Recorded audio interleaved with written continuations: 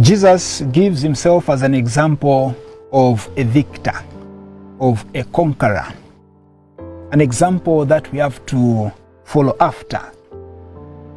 He says, in the world, you have tribulation. You are going to go through difficult times. You are going to meet hurdles that you'll have to cross. You're going to meet hills and mountains and thick forests.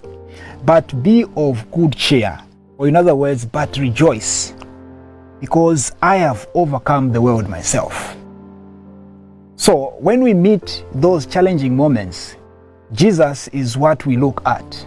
This Jesus who also carried the cross and conquered the cross becomes our example, becomes our model, that even if we go through the challenges of the world, if we keep this Jesus that conquered his own challenges, his own cross, we too are going to cross over to the other side, where we will even forget about the hardship that we'll have gone through.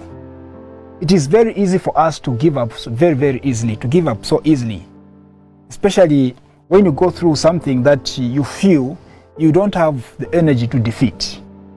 You just surrender, you succumb to the weight of that experience. But in our own spiritual formation, spiritual growth, Jesus reminds us about himself as a victor, as an example of a conqueror. When Jesus carried that cross, I think there were also moments when he felt he didn't want to go on anymore. Maybe could have also entertained the idea of just throwing the cross and throwing in the towel, as they say, to say, no, I'm not going to do this anymore.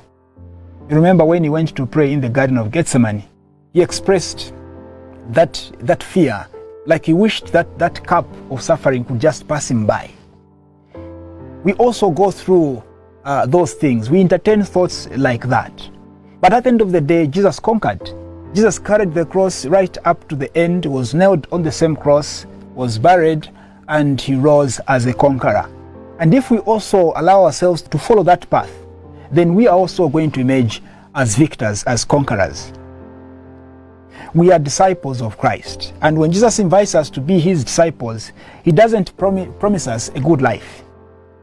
He doesn't say, come and be my disciples, mukala follow mukakachira bushiku, mukala follow manichira bushiku, mukala senda apa londoro ekechira bushiku. Everything is going to be okay. Come and be my disciples. Jesus doesn't give us that promise. Jesus invites you to follow him, but he gives you the reality to say, yes, you can come and follow me, but this is the reality. This is what you'll have to go through. That you'll have to go through tribulation. You'll have to carry your own cross. So decide, make a decision. Do you want to follow me? Follow me. But I can assure you that at some point in your life, you're going to carry the cross. So that following Jesus becomes a personal decision. You're not forced to follow Jesus. You're not forced to become a disciple. You make a decision to say, this is the path that I want to follow. Are we ready to embrace the reality of discipleship? And the reality of discipleship is not just joys, it is also tribulations. Are we ready to put ourselves on that path? If the answer is yes, then let us gird ourselves for whatever may come. But then how do we conquer what may come? Jesus is the model. We look at his own life and the things that he went through. We look at the cross that he carried. And if we follow that path, then we know that we too are going to emerge victorious. That whatever we may meet in our life is not enough to crush us. We have all it takes to surmount, to go above it, and finally reach our destination.